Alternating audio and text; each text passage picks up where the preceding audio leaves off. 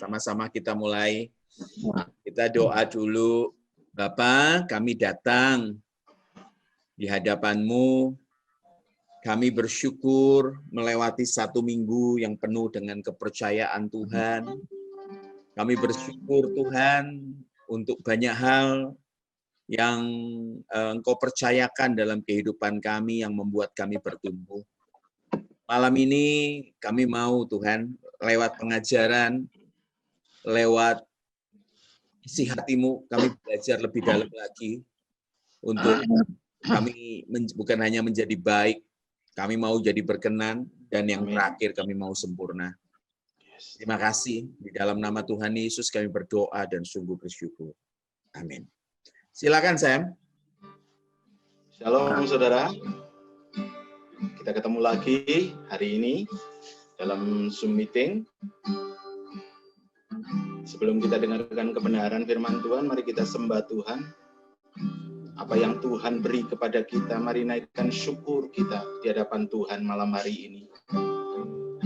Biarlah kerajaan-Mu dan kebenaran-Mu itu yang menjadi bagian kami ya Bapa. Biarlah Engkau yang menjadi segalanya pada dalam hidup kami ya Tuhan. Mari siapkan hati kita saudara, kita sembah Tuhan. Kau Bapa yang mengasihiku,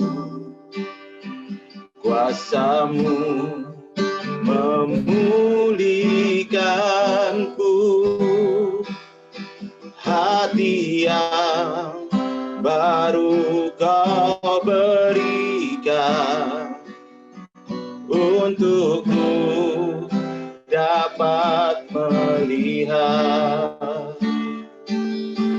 rencana-Mu indah bagiku. Kau ada di setiap jalanku, hatiku haus dan lapar akan Engkau. Kaulah segalanya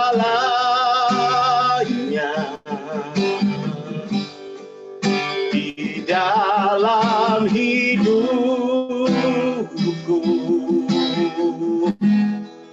Kerajaan-Mu, kebenaran-Mu, itu bagianku.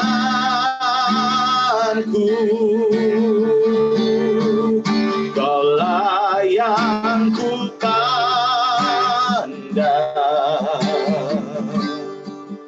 selama hidupku, mengasihi-Mu, memuliakan-Mu, Bapa dan Rajaku.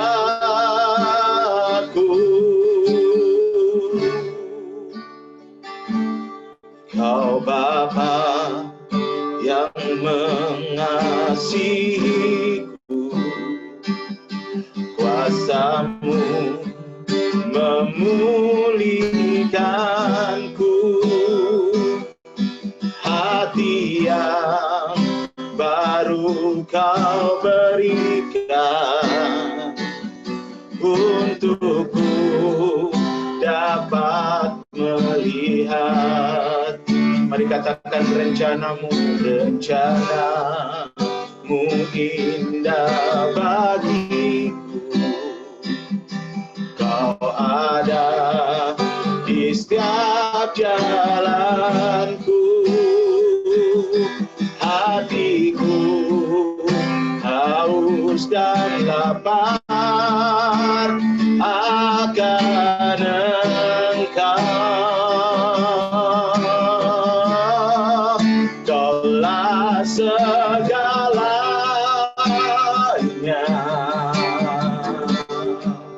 di dalam hidupku.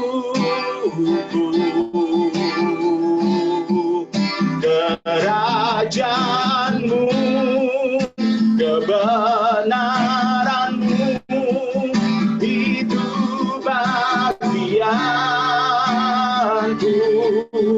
Kaulah yang ku pandang, kaulah yang ku pandang selama hidupku, mengasihi-Mu, memuliakan-Mu, Bapa dan Rajaku. Mari katakan, Kaulah segalanya, Kaulah segalanya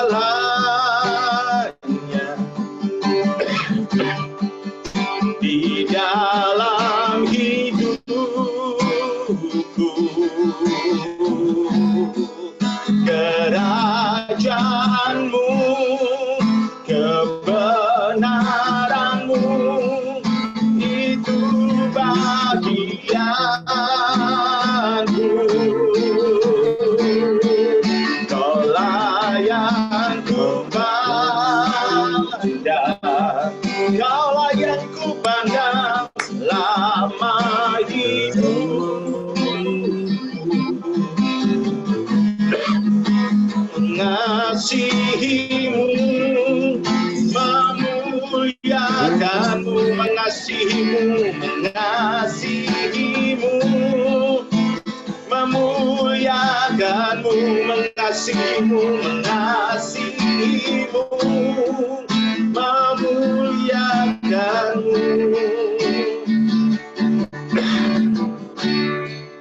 Bapa dan Rajaku,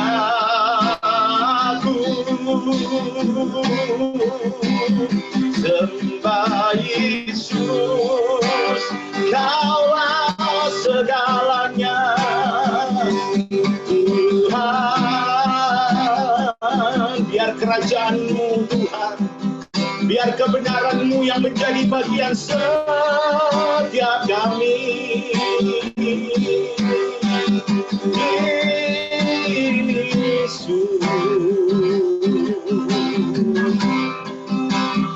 Yesus,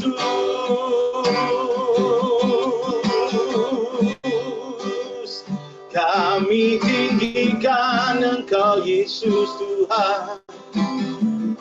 Kaulah bagian hidup kami.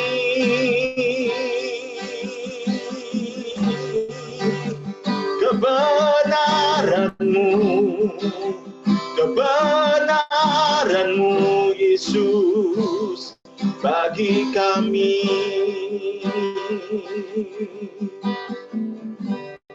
Nyanyi pujian bagi-Mu, Tuhan, pujian bagi-Mu, Tuhan. Nama-Mu besar dan layak dipuji. Mari serukan, nyanyi pujian bagi-Mu, nyanyi pujian bagi-Mu, Tuhan, pujian bagi-Mu, Tuhan. Nama-Mu besar dan layak dipuji. Oh, nyanyi pujian bagi-Mu, Tuhan, pujian bagi-Mu, Tuhan. Nama-Mu besar dan layak dipuji. Nyanyi pujian, nyanyi pujian bagi-Mu, Tuhan, pujian bagi-Mu, Tuhan.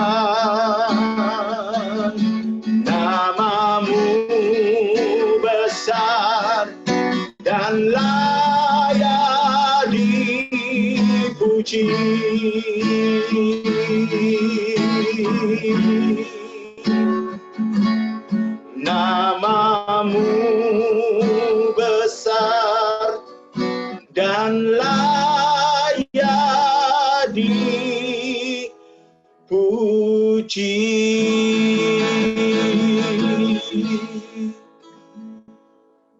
Terima kasih, kami mau dengar firman dan Engkau berbicara dari isi hati dan pikiran Bapa. Terima kasih Tuhan. Apa yang kami terima, Roh Kudus akan pimpin kami hingga firman Tuhan itu bisa kami mengerti. Di dalam nama Tuhan Yesus, pikiran dan hati Bapa, kami siap menerima. Dalam nama Tuhan Yesus. Amin. Silakan. Selamat malam semuanya. Bapak, Ibu, Saudara semua, kita ada dalam situasi dunia yang mungkin selama kita hidup, ini adalah situasi dunia yang sangat sulit, yang paling sulit. Ya, yang berdampak kepada semua manusia dimanapun kita berada. Terutama karena pandemi ini. Karena situasi dunia yang sedang dilanda pandemi, rawan penyakit, dan juga kemudian usaha-usaha banyak yang tutup, karyawan-karyawan banyak yang dirumahkan, bahkan mungkin diberhentikan bekerja, pekerjaan menjadi sulit. Atau mungkin juga memang sudah ada sakit penyakit sebelumnya. Entah itu sakit kanker, sakit jantung, sakit-sakit yang parah seperti itu. Ada juga mungkin yang mengalami persoalan hidup, sedang mau berpisah dengan pasangannya, macam-macam. Tetapi terutama situasi yang sekarang ini dialami oleh semua manusia dimanapun dia berada pada tingkat kelas sosial ekonomi apapun. Ya. Nah, bagaimana umumnya orang dunia menyelesaikan hal ini? Menyelesaikan hal-hal yang sulit yang mereka temui dalam kehidupan. Nah, ada orang-orang yang memiliki nurani yang baik, memiliki logika yang rasional, memiliki pendidikan yang tinggi, itu biasanya mereka menyelesaikannya dengan cara yang rasional juga. Cara-cara yang ilmiah juga, cara-cara yang bertanggung jawab juga. Tetapi ada juga orang-orang yang tidak bertanggung jawab, yang malas, yang pikirannya mistis, ingin menyelesaikan masalah dengan cara cepat. Cara menyelesaikan masalah dengan cara cepat, misalnya ke dukun, ke jimat-jimat, ya, penangkal-penangkal bahaya, sebagainya. Seharusnya setiap persoalan yang kita hadapi, yang kita alami, dapat membuat kita untuk lebih mendekatkan diri kepada Tuhan melalui doa. Itu kalau orang Kristen. Orang Kristen ketika dilanda masalah, seharusnya dia bertanya kepada Tuhan melalui doa. Nah, apa itu doa? Banyak orang yang berpikir bahwa doa itu menaikkan permohonan. Ada juga yang berpendapat doa adalah dialog. Jadi ada dua tingkatan pemahaman tentang doa. Yang pertama, doa adalah menaikkan permohonan. Banyak orang berpikir, memandang Tuhan itu seperti pemenuh segala kebutuhan kita. Tuhan itu berkewajiban untuk memenuhi segala kebutuhan umatnya. Sehingga ketika orang berdoa, ya itu seperti orang belanja ke supermarket atau ibu-ibu pergi ke pasar. Nah, ibu-ibu kalau pergi ke pasar itu kan biasanya bawa list ya, bawa serentetan list, udah dibuat gitu. Beli lombok, beli bawang, beli daging ayam, tempe, terus ketumbar, terus udah gitu bawang prei. Nah, kenapa di list? Sebab kalau ada satu lupa sampai rumah masakannya nggak enak.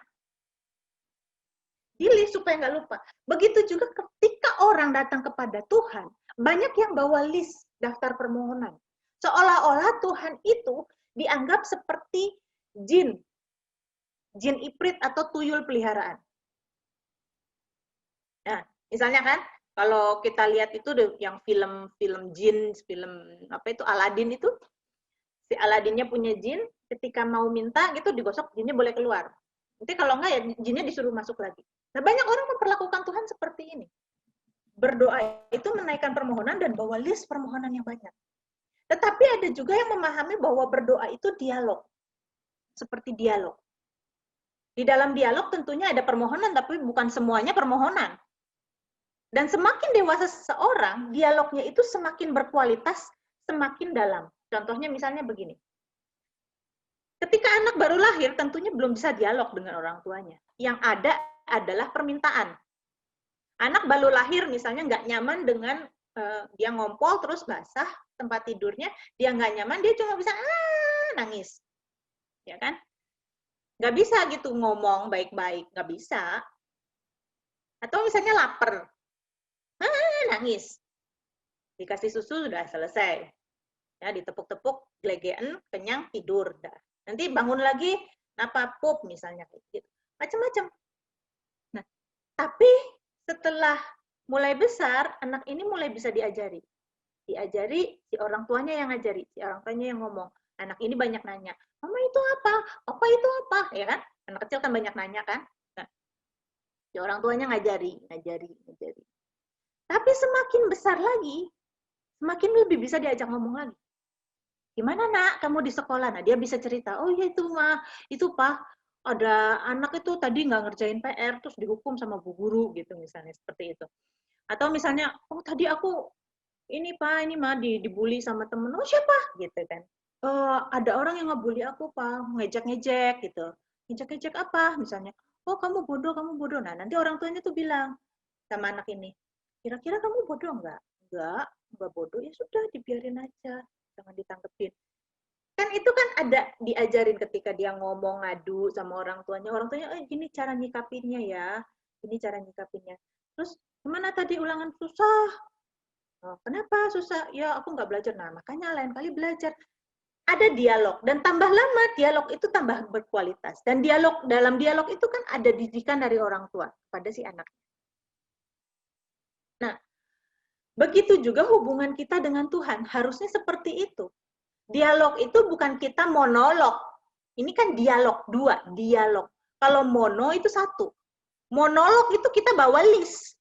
Tuhan, anakku yang ini belum dapat jodoh, atau Tuhan aku belum dapat jodoh, Tuhan aku belum dapat kerjaan, Tuhan skripsiku belum lulus, Tuhan gajiku nggak naik-naik udah 5 tahun, Tuhan bla bla bla bla bla. Itu monolog, bukan dialog. Nah banyak orang memiliki sikap doa yang salah. Sikap doa yang salah itu gimana sih? Sikap doa yang salah ketika mulut kita berkata Tuhan, tetapi perilaku kita tidak menuhankan dia.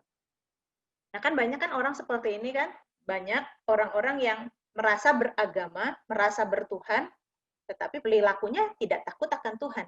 Menganggap Tuhan nggak ada, mau nyolong-nyolong, mau selingkuh-selingkuh, mau korupsi-korupsi. Katanya beragama, kalau agamanya disinggung dikit, marah. Tetapi kelakuannya dia pribadi, menganggap Tuhan itu nggak ada. Nah banyak orang Kristen mengaku Yesus Tuhan, tetapi tidak menghormati dia sebagai Tuhan. Menganggap Yesus itu seperti petugas yang berkewajiban memenuhi segala permintaannya. Seharusnya kata Tuhan, itu kan berasal dari kata Tuan, kan? Lord dalam bahasa Inggris. Kurios. Tuhan, Tuan.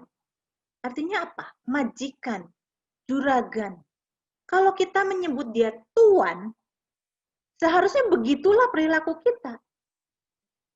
Banyak orang Kristen mengaku Yesus Tuhan, tapi memperlakukannya sebagai pembantu. Banyak yang memperlakukan Tuhan itu sebagai petugas keamanan. Malam-malam Tuhan jagai ya, berjagalah di atas, di bawah, di kiri, di kanan, di muka, di belakang. Tidak menghormati Tuhan.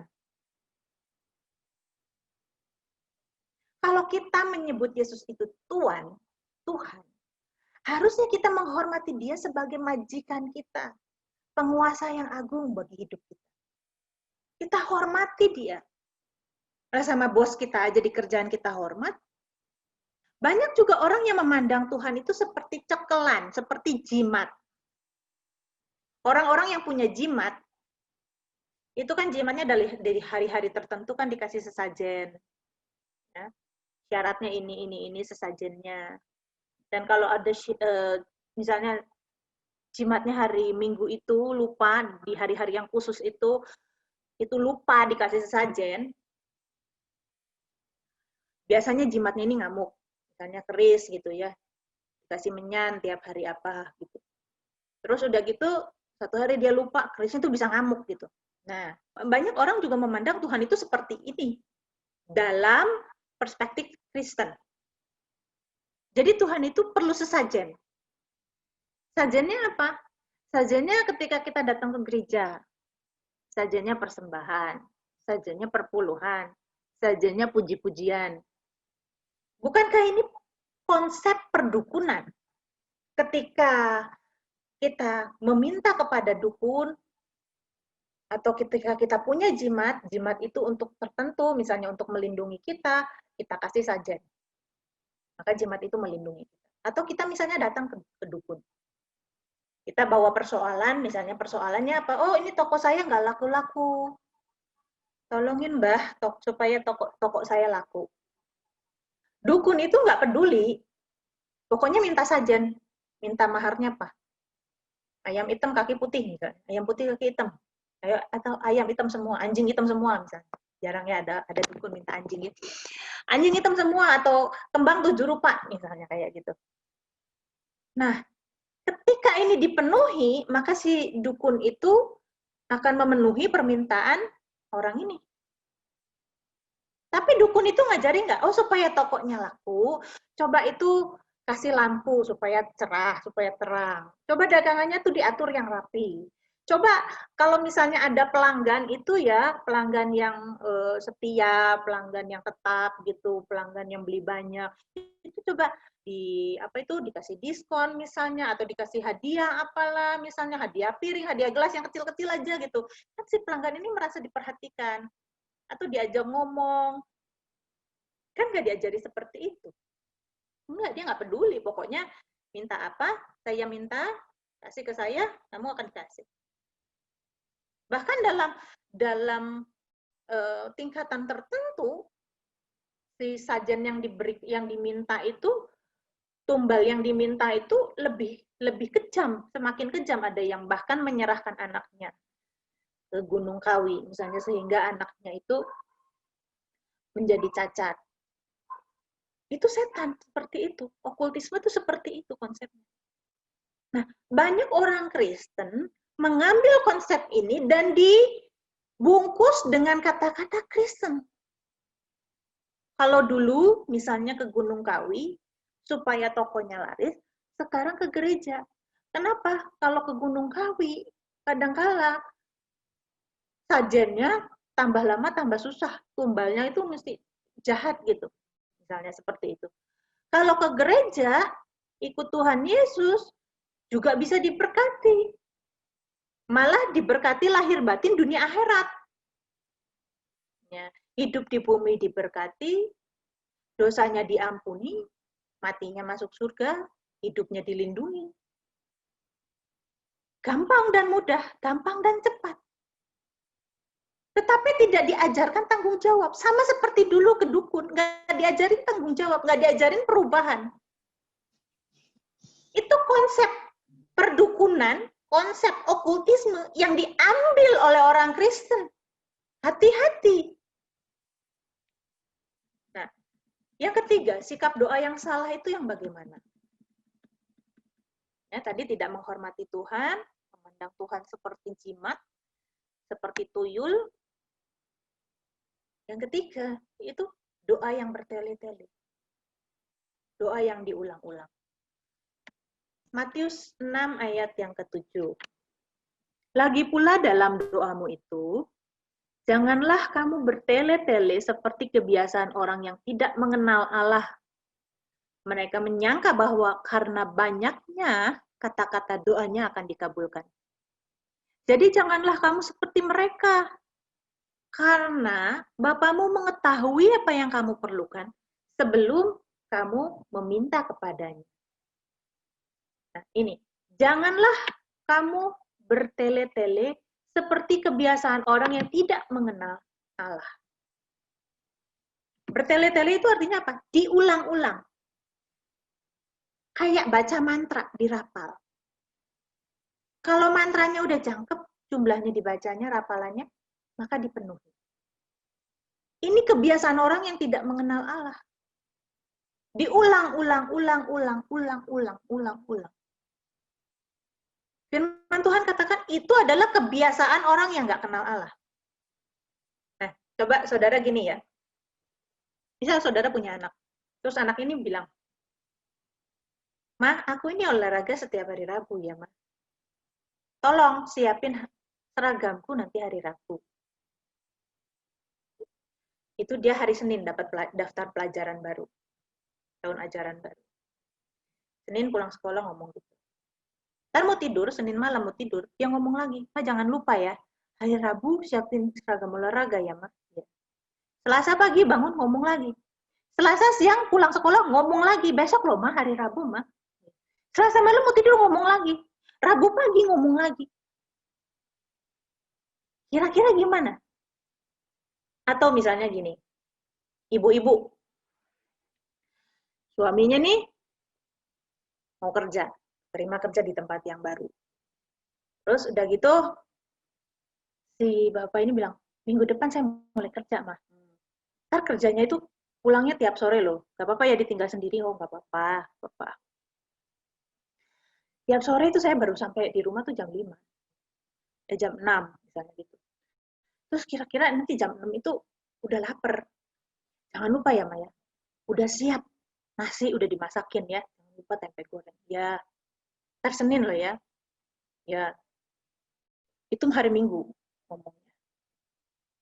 Minggu malam mau tidur ngomong. Terus Senin paginya ngomong lagi, "Mah, nanti sore loh ya." "Iya. Tenang aja, pokoknya Papa pulang udah siap semuanya." Oke. Sampai kantor, telepon. "Mah, jangan lupa loh ya. Nanti sore. Ya. Pokoknya jam 6 nasinya udah masak. Udah matang ya. Aku pulang udah siap makanan ya." "Iya, ini juga lagi mau ke pasar mau masak." Jam 10 telepon. "Ma, gimana? Udah ke pasar? Udah masak? Udah siap makanannya?" "Masih jam 10, Pak." Jam 12 ditelepon lagi. "Gimana, Ma? Masak apa? Udah selesai masaknya?" Gimana? Emosi nggak kalau saudara digituin?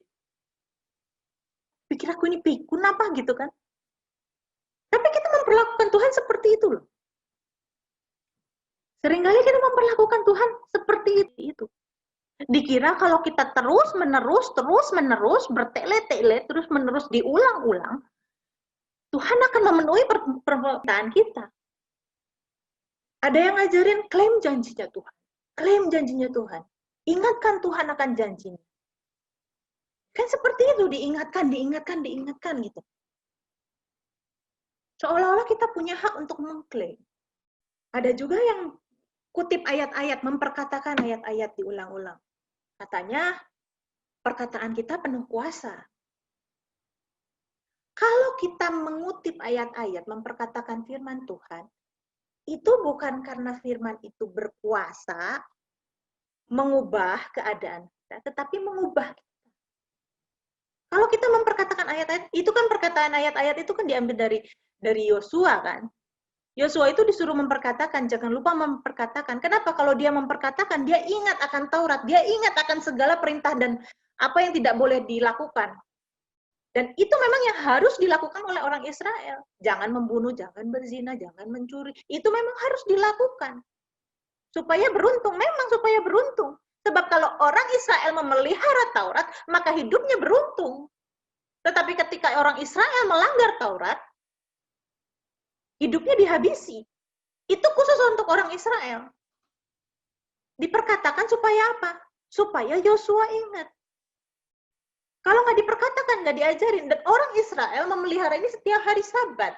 Setiap hari Sabat, seorang ayah mengajarkan Taurat kepada anak-anaknya. Memperkatakan Taurat. Setiap hari Sabat. Begitu terus-menerus. Seorang ayah mengajar. Nah, ada juga yang mengatakan mengikat dan melepaskan. Di Matius 18 ayat 18, Matius 16 ayat 18 sampai 19, apa yang kamu ikat di bumi terikat juga di surga. Mengikat itu artinya membatasi, melarang. Itu artinya mengikat. Kan yang Tuhan Yesus ajak ngomong ini kan orang-orang Yahudi. Orang-orang Yahudi ngerti dong di istilah-istilah dalam keagamaan. Orang Yahudi ngerti artinya apa? Mengikat itu. Mengikat adalah membatasi, melarang. Misalnya gini, dikatakan Jangan melakukan hal apapun jangan melakukan pekerjaan apapun ketika hari Sabat. Nah, pekerjaan apa yang gimana? Jalan boleh nggak? Jalan kaki. Makanya ada aturan seperjalanan Sabat jauhnya. Itu kan nggak ada. Musa kan nggak tulis itu seperjalanan Sabat. Tetapi ketika di Perjanjian Baru ada dikatakan seperjalanan Sabat jauhnya. Nah, itulah yang diatur oleh rabi-rabi Yahudi ini, yang diikat dan dilepaskan. Mengikat itu artinya membatasi dan melarang. Melepaskan itu artinya memperbolehkan atau membebaskan. Nah, apa yang diperbolehkan pada hari Sabat? Apa yang nggak boleh? Misalnya seperti itu. Contohnya tadi saya katakan, kalau di Perjanjian Baru kita lihat ada aturan ternyata seperjalanan Sabat jauhnya. Oh, ternyata ketika hari Sabat orang dibatasi, diikat. Nggak boleh jalan jauh-jauh, cuma boleh sekitar 1,8 km. Itu pun ada aturannya dari Perjanjian Lama. Kenapa? Jarak orang Israel ketika iring-iringan di padang gurun harus menjaga jarak sekian daripada tabut perjanjian. Nah, inilah yang dipakai oleh rabi-rabi Yahudi untuk mengukur seperjalanan sahabat jauh. Banyak orang Kristen juga diajarin untuk deklarasi-deklarasi. Deklarasi iman. Aku sehat, aku diberkati. Aku dilindungi. Konsep berkatnya, konsep berkat orang dunia. Konsep perlindungannya, konsep perlindungan orang dunia. Konsep berkatnya kalau secara materi berlimpah-limpah, itu diberkati. Maka diperkatakanlah, dideklarasikan, aku dilindungi, aku diberkati, aku diberkati. Mensugesti diri sendiri. Perlindungannya pun perlindungan orang dunia. Kalau badannya sehat-sehat, nggak sakit-sakitan, semuanya berjalan baik, itu dilindungi. Maka banyak kesaksian-kesaksian yang salah. Contohnya misalnya beberapa tahun yang lalu, ketika pesawat AirAsia di akhir tahun berapa itu, 2014 atau tahun berapa itu, berapa tahun yang lalu. Desember, mau tutup tahun, pesawat ini berangkat dari Surabaya ke Singapura, jatuh di Laut Jawa. Dan itu banyak jemaat salah satu gereja besar di Surabaya yang pergi berlibur rame-rame. Bukan cuma itu aja. Ada misionaris dari Korea juga, kalau nggak salah suami istri dengan satu orang bayi. Kemudian ada orang-orang Kristen yang berkata, saya itu dilindungi. Seolah-olah dia spesial karena dia nggak naik pesawat itu. Seolah-olah dia spesial. Yang lain nggak dilindungi sama Tuhan. Apa Tuhan nggak baik sama misionaris yang ikut mati sekeluarga? Apa Tuhan nggak baik sama satu rombongan orang gereja itu juga yang berlibur dan semuanya jatuh terkubur di laut? Tuhan cuma baik sama dia. Yang kepada yang mati Tuhan nggak baik. Ketika orang kesaksian seolah-olah dirinya spesial gitu. Kita nggak boleh bersaksi menunjukkan bahwa diri kita itu kalau ditolong Tuhan tuh spesial. Enggak. Justru kalau kita dikasih kesempatan seperti itu adalah tanggung jawab yang besar. Artinya kita masih dikasih kesempatan kedua untuk memperbaiki diri. Sikap doa yang berikutnya adalah yang salah, adalah yang ngotot, maksa. Berdoa sampai sesuatu terjadi. Sesuatu yang kamu inginkan terjadi. Kalau kamu percaya, kalau kamu beriman, jadi apa yang kamu doakan.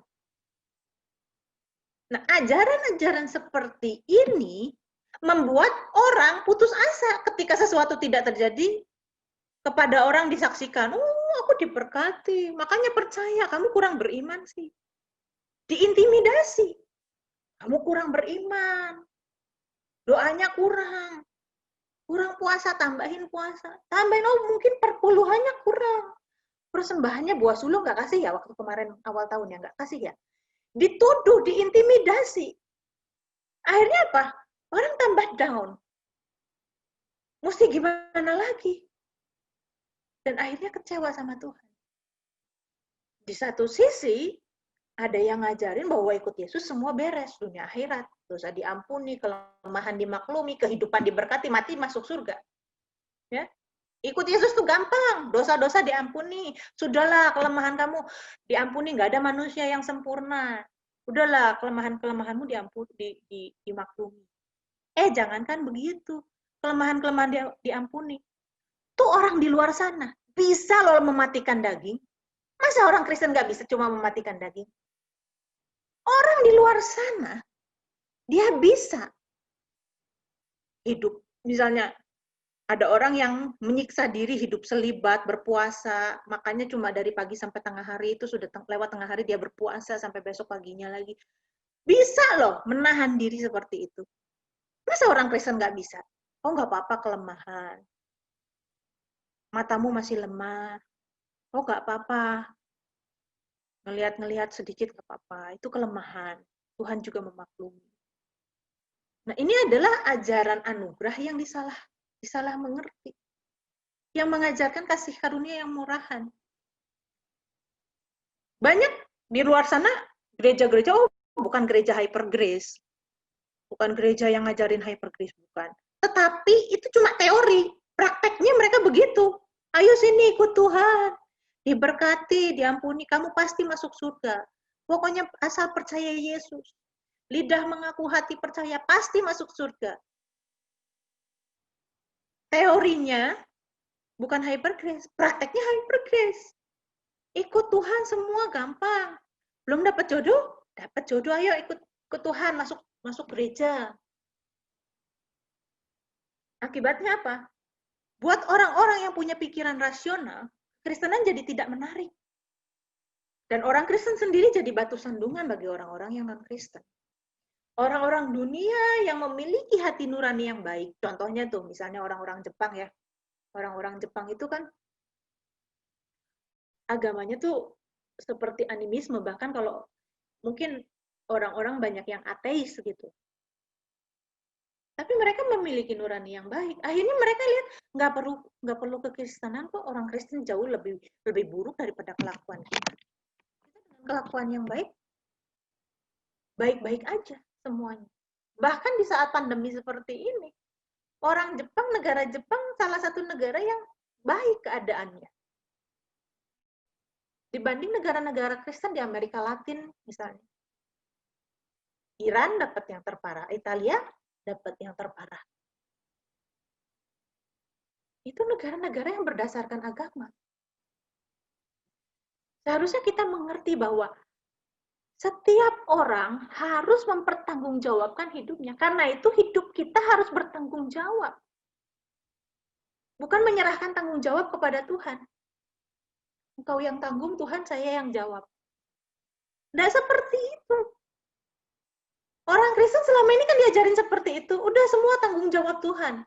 Tuhan yang tanggung. Punya utang, Tuhan yang tanggung. Kita yang utang, Tuhan yang tanggung.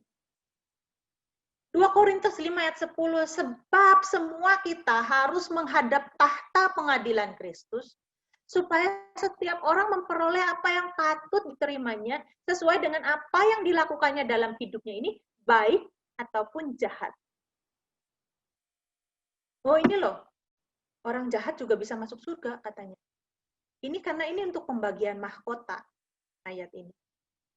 Jadi orang Kristen yang jahat itu nggak dapat mahkota, orang Kristen yang baik dapat mahkota. Masa orang Kristen kalau jahat bisa masuk surga? Itu ajaran hyper grace itu seperti itu. Akibatnya kekristenan ditinggalkan. Coba tuh orang-orang Eropa yang dari dulu udah Kristen, doktrinnya kuat. Kenapa? Karena ajaran dikatakan sekali selamat tetap selamat. Nggak usah mempertanggungjawabkan hidup. Semua sudah ditakdirkan, digariskan sama Tuhan. Kekristenan jadi ditinggalkan. Tuhan dicari ketika butuh. Dan semakin negara itu maju, semakin peradaban manusia maju, ekonominya semakin maju, teknologinya semakin maju, orang-orang menjadi kaya dan pintar, manusia merasa tidak membutuhkan Tuhan lagi. Tuhan ditinggalkan. Mereka yang membutuhkan Tuhan hanya orang yang bodoh dan miskin. Ya kan negara-negara maju kan seperti itu. Mereka sudah menguasai teknologi, mereka sudah menguasai uang, ekonomi. Tuhan nggak butuh lagi. Yang masih membutuhkan Tuhan cuma orang-orang bodoh dan miskin. Dan kembali kepada orang-orang ini diajarkan cara-cara seperti okultisme, cara-cara seperti perdukunan dengan kemasan Kristen.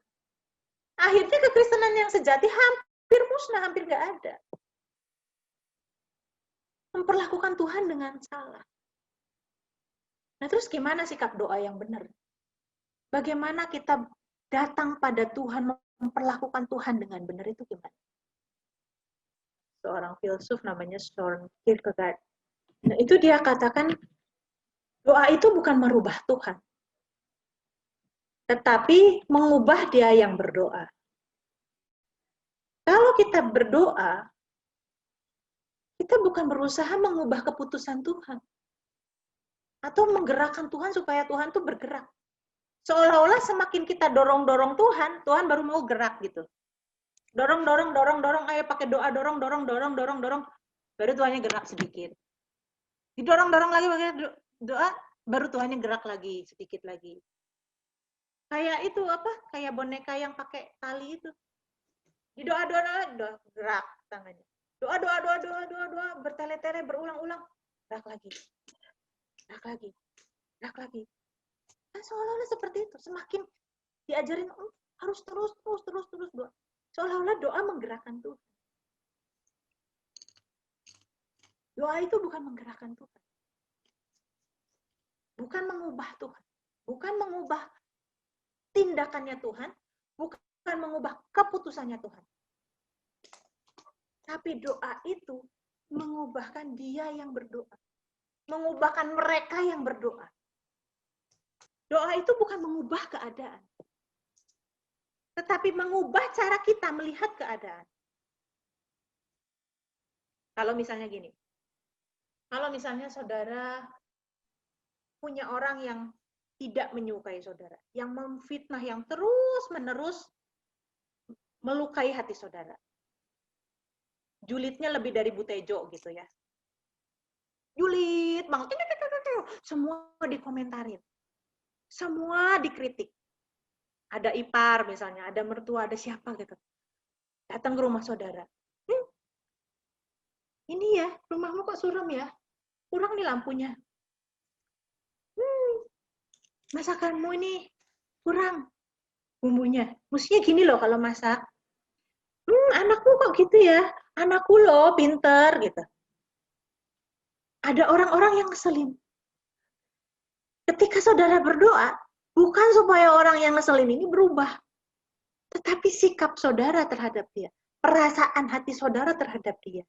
Oh ya kasihanlah orang sakit. Ya sudah. Anggap aja pasien yang harus kita rawat. Nah seperti itu. Jadi gimana doa yang mengubahkan? Kalau tadi katanya Søren Kierkegaard itu dikatakan doa itu bukan mengubah Tuhan. Dan saya tambahin lagi, doa juga bukan mengubah keadaan. Tapi mengubahkan kita yang berdoa. Nah, gimana doa yang mengubahkan itu? Yang pertama adalah berserah kepada Tuhan. Allah turut bekerja dalam segala sesuatu untuk mendatangkan kebaikan bagi mereka. Roma 8, 28-29. Kita tahu sekarang bahwa Allah turut bekerja dalam segala sesuatu untuk mendatangkan kebaikan bagi mereka yang mengasihi Dia, yaitu bagi mereka yang terpanggil sesuai dengan rencana Allah. Sebab semua orang yang dipilihnya dari semula, mereka juga ditentukannya dari semula untuk menjadi serupa dengan gambaran anaknya, supaya ia, anaknya itu, menjadi yang sulung di antara banyak saudara. Nah, gimana sih doa yang mengubahkan? Doa yang dijawab, doa yang cespleng itu gimana? Berserah, sikap hati yang berserah. Kenapa? Karena kita tahu Allah turut bekerja dalam segala sesuatu. Kita tahu bahwa bagi mereka yang mengasihi Allah, bagi mereka yang turut terpanggil dalam tujuannya, semua itu, segala sesuatu bekerja untuk kebaikan. Jadi segala sesuatu bekerja untuk kebaikan. Bukan Allah ya, Allah. Bukan Allah yang turut bekerja dalam segala sesuatu, tapi segala sesuatu dibuat Allah. Bukan Allah ikut bekerja ya, tetapi segala sesuatu itu dibuat oleh Allah untuk mendatangkan kebaikan bagi mereka yang mengasihi Dia. Kebaikan bagi mereka yang mengasihi Dia. Artinya tidak ada kebaikan bagi orang yang tidak mengasihi Tuhan. Ketika kita mengasihi Tuhan, kita berkata, Tuhan, apa yang Engkau inginkan bagiku melalui masalah ini? Apapun yang Engkau inginkan, aku berserah. Berikan petunjuk-Mu Tuhan. Apa yang Engkau inginkan untuk rubah dalam hidupku melalui masalah ini. Kebaikan bagi mereka yang mengasihi Dia. Tentunya orang kalau mengasihi Tuhan, ketika mereka menghadapi masalah, mereka cari perkenanan Tuhan ketika mereka bersikap terhadap masalah itu. Misalnya gini tadi ya, saya kasih contoh. Ada orang yang ngejahatin kita. Ketika kita mengasihi Tuhan, maka kita cara menyikapi itu bukan untuk memuaskan emosi kita, melainkan untuk menghormati perasaan Tuhan. Kalau saya balas, ini nyinggung Tuhan nggak ya? Ini menyakiti Tuhan nggak ya? Kalau saya balas orang itu, saya bongkar segala keburukannya sama orang, kira-kira ini menyakiti Tuhan nggak? Jadi apapun respon kita terhadap setiap masalah, kita responi dengan hati yang mengasihi Tuhan. Tuhan bilang, jangan balas. Tapi dia nyakitin aku, Tuhan. Jangan balas. Oke lah Tuhan, saya nurut. Berserah kepada kehendak Tuhan. Tuhan bekerja mendatangkan kebaikan. Kebaikan yang sering kita pikirkan, itu adalah versi orang-orang dunia. Ketika orang yang menjahati kita jatuh terperosok. Dapat persoalan. Nah inilah kebaikan. Orang yang udah ngejahatin aku, harusnya engkau balas. Ini adalah yang baik. Tapi menurut Tuhan, enggak begitu yang baik. Yang baik itu gimana? Yang baik itu sebab semua orang yang dipilihnya, dari semula mereka ditentukannya untuk menjadi serupa dengan gambaran. Ini yang baik menurut Tuhan. Supaya kita itu menjadi serupa. Setiap segala sesuatu itu mendatangkan kebaikan untuk menjadikan kita serupa dengan gambaran anaknya. Kalau kita mengasihi Dia. Makanya kalau kita nggak mengasihi Dia, segala peristiwa itu tidak membawa kita untuk menjadi serupa dengan gambaran anaknya. Tapi kalau kita mengasihi Tuhan, maka segala peristiwa bisa membawa kita menjadi serupa dengan gambaran anaknya. Doa yang mengubahkan itu, doa yang sepleng, yang kedua gimana? Tadi yang pertama berserah, sikap yang mengasihi Tuhan, sikap yang nerima dididik Tuhan melalui setiap peristiwa. Yang kedua, apa? Sikap menaati kehendak Tuhan. Termasuk sikap merubah sikap-sikap yang salah. Misalnya sikap mencobai Tuhan. Ini kan sikap yang salah, mencobai Tuhan. Jangan mencobai Tuhan. Orang banyak yang hidup mencobai Tuhan.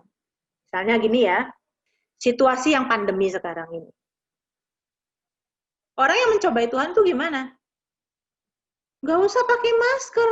Pokoknya kita beribadah ke gereja. Kan itu Tuhan menghendaki orang-orang untuk beribadah kan? Pemerintah bilang, jangan dulu beribadah. Dari bulan Maret kemarin kan, sampai barusan ini baru diizinkan. Jangan dulu beribadah, jangan kumpul-kumpul, jangan cangkruk-cangkruk gitu ya. Bahkan kalau misalnya di tempat-tempat tertentu, udah malam-malam dibubarin, datang polisi Pamung Praja. Nah, orang-orang yang mencobai Tuhan, oh gak apa-apa, beriman. Ya, gak apa-apa gak pakai masker keluar jalan-jalan. Kan kita ini kan anak-anak Tuhan, spesial dilindungi Tuhan. Badai di danau aja Tuhan hentikan. Lautan aja terbelah, api turun dari langit, apalagi cuma virus yang kecil. Kecil itu virus itu, kecil. Lebih besar itu Laut Merah. Virus itu kecil.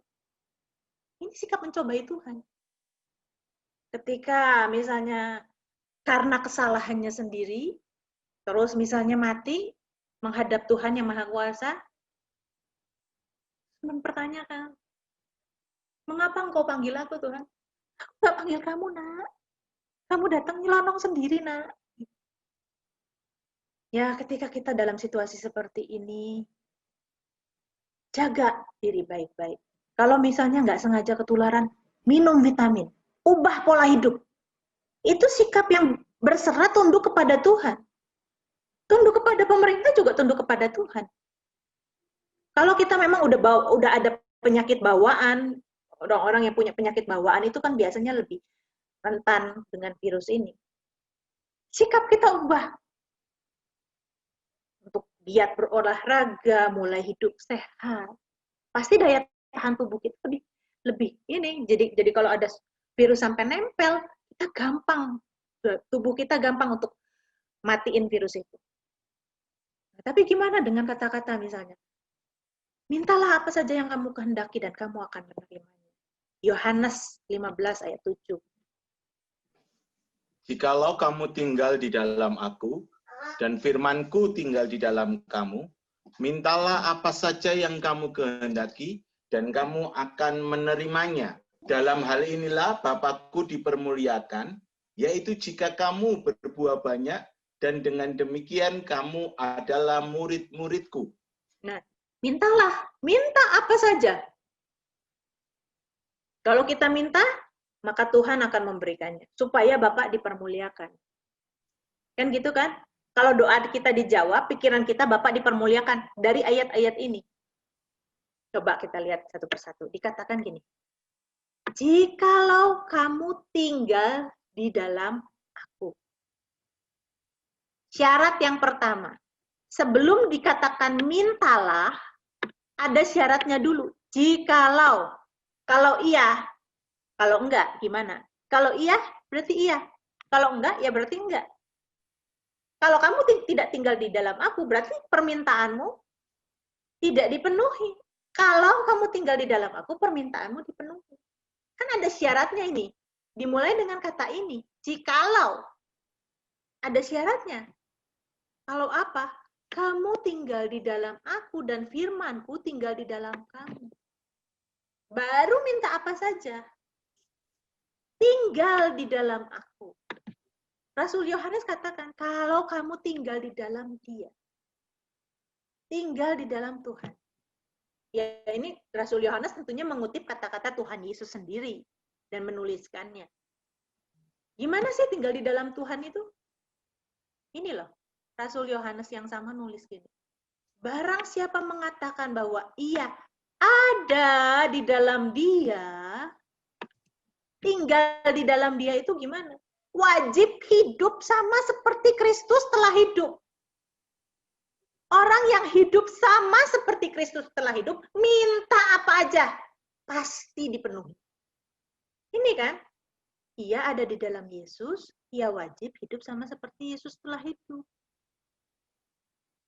Nah, baru bisa ke sini.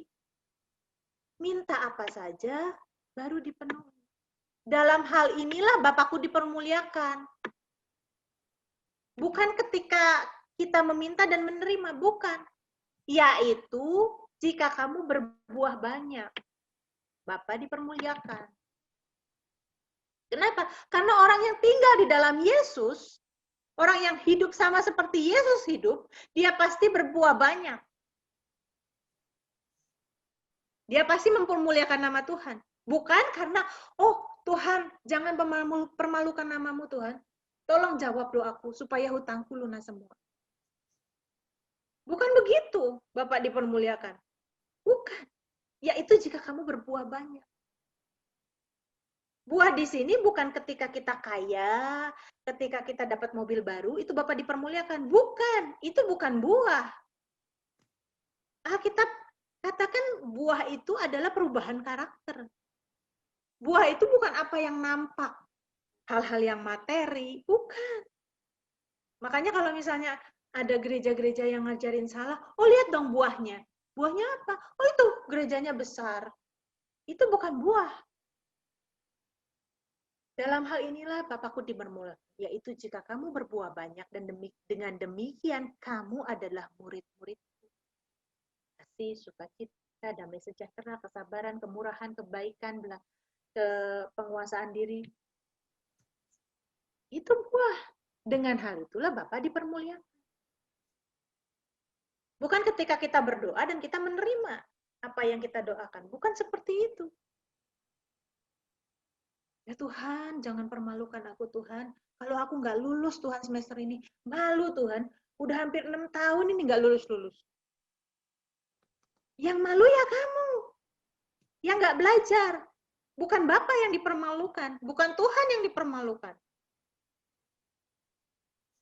Kalau utang nggak bisa bayar, ya yang malu ya Anda.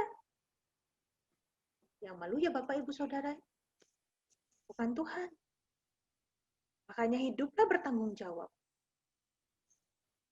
Jadi ketika kita tinggal di dalam Tuhan, kita menuruti segala firman Tuhan, firman-Nya tinggal di dalam kita, maka permintaan kita pun tidak akan melenceng dari kehendak Tuhan.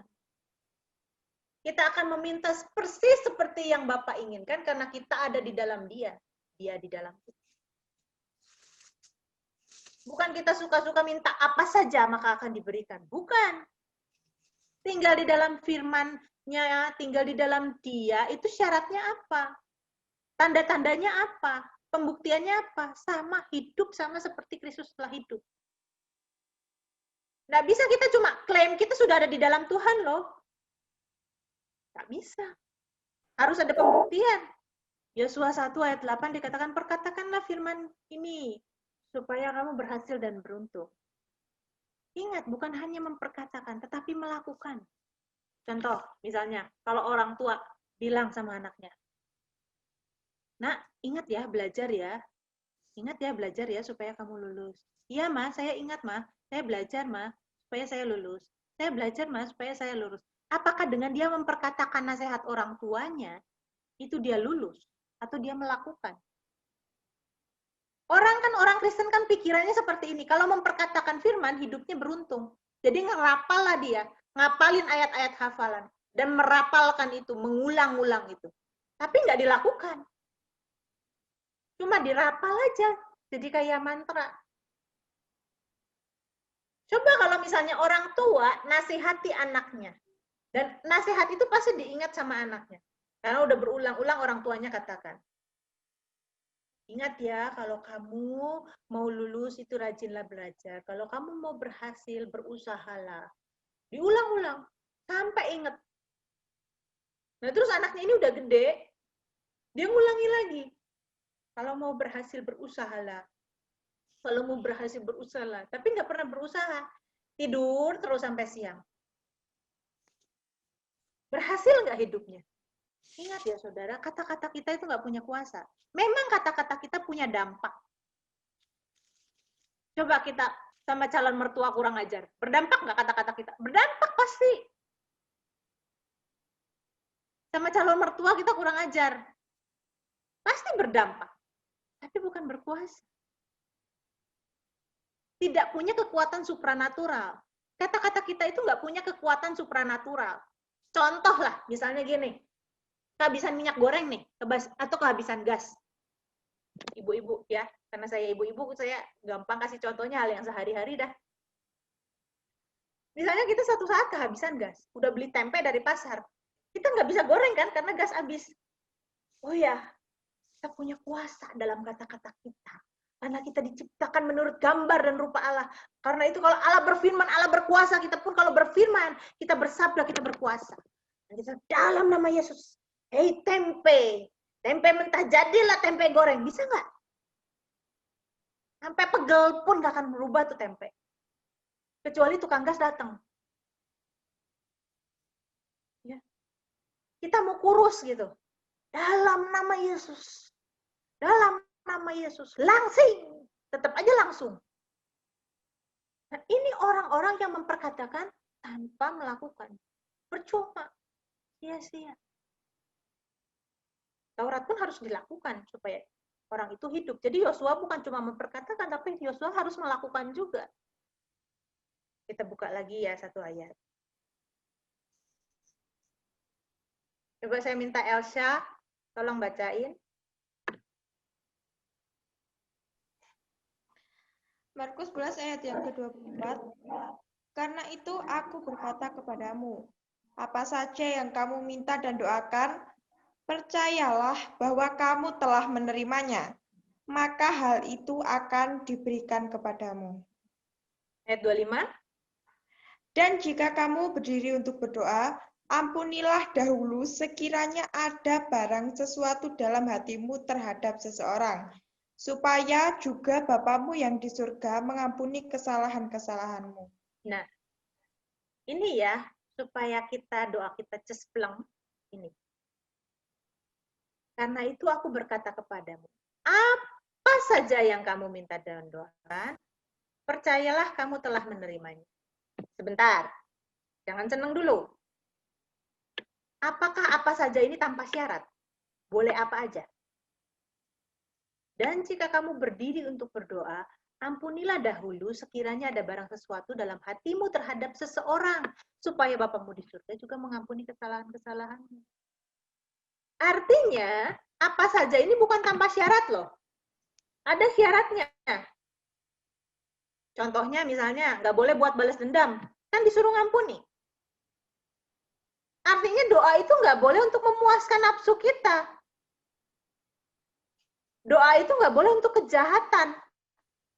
Untuk balas dendam. Bahkan untuk meminta sekedar keadilan pun. Keadilan menurut versi kita ya. Karena Tuhan itu pasti adil. Kita menuntut keadilan pun itu nggak boleh. Tuh, ampuni dulu. Doa nggak boleh memuaskan hawa nafsu kita. Contohnya misalnya tadi, ada orang yang julidnya lebih dari butejo, misalnya seperti itu. Terus kita pengen supaya orang ini susah hidupnya. Nyusahin kita pengen nyusahin. Supaya orang ini susah hidupnya. Nggak bisa. Ampuni, Tuhan bilang gitu. Doa itu bukan untuk memuaskan hawa nafsu kita. Memuaskan hawa nafsu misalnya gimana?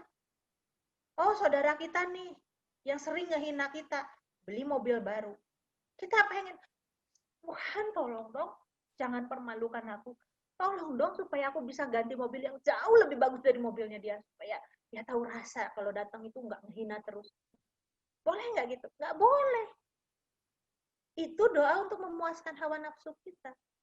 Aku dari dulu Tuhan, susah terus. Saudara-saudaraku menghina aku terus. Tolong dong Tuhan sekarang waktunya. Waktunya ini sekarang pembelaanmu. Bisa nggak seperti itu? Nggak bisa. Ya, doa itu bukan untuk memuaskan hawa nafsu kita. Tadi katakan apa saja yang kamu minta. Jadi apa saja ini bukan tanpa syarat ya. Apa saja yang kamu minta dan doakan. Yang kedua, percayalah bahwa kamu telah menerimanya, maka hal itu diberikan kepadamu. Percaya. Ketika kita berdoa, kalau kita nggak yakin maunya Tuhan apa, kita nggak akan bisa berdoa dengan penuh keyakinan. Misalnya gini ya, ada orang pacaran nih. Terus sering bertengkar sama pacarnya. Sering bertengkar sama pacarnya. Tapi seiring umur kan udah tambah tua gitu. Terus dia berdoa, Tuhan, ini pacar saya ngelamar ini. Gimana ya Tuhan ya? Saya kawin gak ya sama dia? Ini kira-kira doa orang yang bimbang atau doa orang yang percaya? Bimbang kan dia. Mau kawin, waktunya udah mestinya kawin, tapi rasanya nggak cocok gitu loh. Jadi dia nggak yakin kalau kawin sama orang ini adalah kehendak Tuhan. Satu, apa saja itu bukan tanpa syarat. Dua, ketika kita tahu apa kehendak Tuhan dalam hidup kita, maka kita bisa berdoa dengan penuh keyakinan. Jadi doa itu bukan untuk memuaskan hawa nafsu kita. Tuhan mencelakakan kita kalau kita belum berubah karakter kita, masih jahat, masih suka berdosa, masih hidup dalam kedagingan, masih suka-suka sendiri. Lalu apapun yang kita minta dikabulkan.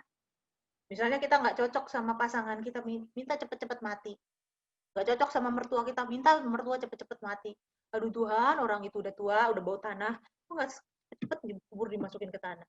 Nggak bisa kayak begitu. Ini nggak mendidik. Kalau Tuhan nggak mendidik, artinya nggak mengasihi. Kalau orang tua yang nggak mendidik gimana? Semua permintaan anak dipenuhi. Mama kan sayang sama aku ya, mama penuhi permintaan. Semua dipenuhi. Orang tua yang permisif membuat anaknya hidup nantinya gedenya nggak bertanggung jawab. Oh, ada PR ya? Sini nak, mama kerjain. Panggil guru les yang kerjain. Nah, orang yang nggak dididik, itu cinta yang salah loh. Itu bukan mencintai, tapi menghancurkan masa depan. Orang tua yang tidak tegas, yang permisif sejak anak-anak itu masih anak-anak, nggak mendidik dengan baik, itu orang tua menghancurkan masa depan anak. Nah, kalau Tuhan memenuhi semua yang orang Kristen minta, memenuhi semua, minta apa saja dikasih, minta apa saja dikasih, Tuhan mencelakakan loh. Tuhan nggak mendidik. Orang-orang yang belum berubah karakternya, nggak mungkin doanya dikabulkan sama Tuhan. Nggak mungkin. Masa minta, Tuhan tolong orang itu supaya orang itu bangkrut. Saingan bisnisku supaya bangkrut Tuhan. Supaya gagal dia Tuhan kerjanya. Supaya aku yang dipercaya. Nggak mungkin dikabulkan. Yakobus 4 ayat 3 katakan apa? Tolong Sami bacain. Atau kamu berdoa juga, tetapi kamu tidak menerima apa-apa, karena kamu salah berdoa, sebab yang kamu minta itu hendak kamu habiskan untuk memuaskan hawa nafsumu. Nah, ini banyak orang yang berdoa tidak menerima apa-apa, karena salah berdoa. Sebab yang diminta itu untuk memuaskan hawa nafsu. Balas dendam sama orang, untuk pamer sama orang. Coba ayat yang keempat. Hai orang-orang yang tidak setia, tidak tahukah kamu bahwa persahabatan dengan dunia adalah musuh Allah? Jadi barang siapa hendak menjadi sahabat dunia ini, ia menjadikan dirinya musuh Allah. Menjadi sahabat dunia. Dia mempergunakan Allah dengan cara berdoa untuk menjadi sahabat dunia. Minta sama Tuhan untuk memuaskan hawa nafsunya, itu kan persahabatan dengan dunia. Persahabatan dengan dunia itu memakai pola pikir dunia. Ini loh, sekarang aku diberkati berlimpah-limpah. Itu pola pikir dunia. Ini loh, sekarang aku dihormati orang. Karena apa? Karena sekarang penampilanku hebat, luar biasa.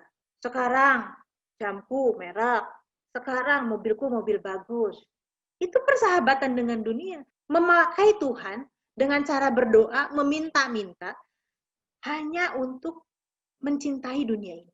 Karena dia mencintai dunia. Dengan apa yang ditawarkan di dalamnya. Dia minta Tuhan, mempergunakan Tuhan untuk bersahabat dengan dunia. Seharusnya kita mempergunakan apa yang ada di dunia ini untuk bersahabat dengan Tuhan. Bukan mempergunakan Tuhan untuk bersahabat dengan dunia.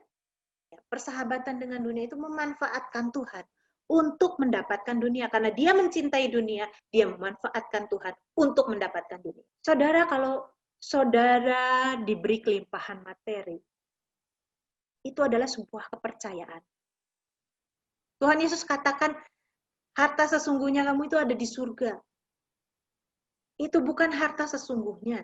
Tuhan Yesus katakan, kalau kamu nggak setia dalam hal mamon yang tidak jujur, mamon itu kan uang. Jikalau kamu tidak setia dalam perkara mamon yang tidak jujur, siapa yang akan mempercayakan kepadamu harta yang sesungguhnya? Jadi buat Tuhan, uang itu adalah hal yang kecil. Kalau kamu tidak setia dalam perkara mamon yang tidak jujur, perkara yang kecil ini aja kamu nggak setia, siapa yang mempercayakan kamu harta yang sesungguhnya? Artinya mamon alias duit itu bukan harta yang sesungguhnya. Itu hanyalah kepercayaan yang Tuhan titipkan, Tuhan percayakan kepada kita. Harta kita yang sesungguhnya bukan di dunia ini. Itu semua yang kita miliki di dunia ini dipercayakan, dititipkan. Apapun itu Tuhan percayakan, Tuhan titipkan kepada kita untuk kita mengelolanya. Nah, saudara, banyak selama ini kita salah dalam berdoa. Banyak dari doa kita ditujukan untuk hal-hal yang tidak kita ketahui sebagai kehendak Tuhan. Jadi jika kita berdoa seharusnya bukan keinginan kita, bukan memuaskan keinginan kita, tapi Katakan, Tuhan kehendak-Mu lah yang jadi. Ingat ya saudara, doa itu bukan mengubah Tuhan. Bukan memaksa Tuhan. Tetapi mengubahkan kita. Apa itu? Menyelaraskan keinginan kita dengan keinginan Tuhan. Kehidupan kita dengan kehidupan Tuhan yang Tuhan mau. Ini berarti dalam doa itu ada dialog. Tuhan, apa yang Kau mau? Ini berarti dalam doa itu ada introspeksi diri. Tuhan, apakah hidupku ini sudah menyenangkan Tuhan? Sudah berkenan kepada Tuhan? Apakah kemauan-kemauanku, pikiranku ini, perilakuku ini sudah sesuai dengan, selaras dengan apa yang Tuhan mau? Sudah menyenangkan hati Tuhan. Dan ketika kita berdoa, bukan untuk mengubah keadaan, tapi mengubah keadaan hati kita. Bukan mengubah keadaan di luar, di lingkungan kita, tapi mengubah keadaan hati. Baru di situ kita menjadi orang yang berkenan. Ketika kita selaras, hati kita selaras dengan Tuhan, kita bisa minta apa yang Tuhan mau. Dan itu yang akan terjadi dalam hidup kita. Itu doa yang cespleng. Ketika kita berkata, Tuhan, jadilah kehendak dalam hidup. Tuhan, datanglah kerajaan-Mu dalam hidup. Ya, semoga ini bisa ditangkap. Semoga ini bisa dipahami. Semoga ini bisa dimengerti. Ya, kekristenan itu jangan perasaan-perasaan, ya mesti benar-benar kekristenan itu. Ya, kita mesti betul-betul nata hati kita, nata pikiran kita, dan memindahkan hati kita ke surga. Kita doa. Yuk, ayo hari ini kita sepakat yuk, angkat tangan sama-sama yuk, kita berdoa yuk, angkat tangan satu. Bapak Surgawi, terima kasih, kami percaya bahwa Engkau menyertai kami, memberkati kami, dan Roh Kudus selalu mengingatkan akan logos, akan firman Tuhan yang kami sudah dengar, yang sudah kami baca, dan itu keluar dari pikiran, keluar dari hati kami, diambil keluar dari hati kami, diambil keluar dari pikiran kami, dan jadi rema. Terima kasih, kami disertai, kami diberkati. Dalam nama Tuhan Yesus, kami berdoa dan bersyukur. Amin. Amin. Selamat malam, sampai ketemu.